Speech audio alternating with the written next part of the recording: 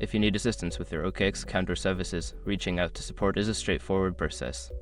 Follow these steps to get the help you need. Step 1. Visit the OKX website. Go to the official OKX website using your web browser. Make sure you are on the correct site to avoid phishing scams. Step 2. Locate the support section. Scroll to the bottom of the home page or look for support or help link in the main menu. Click on it to access the support resources available. Step 3. Choose your contact method.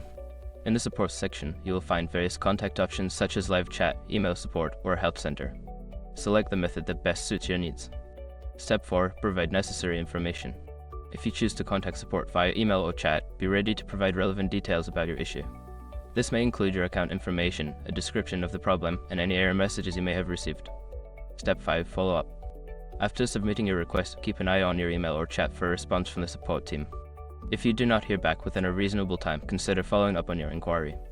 By following these steps, you can easily reach out to OKX support for any assistance you may need. Don't hesitate to ask for help whenever necessary.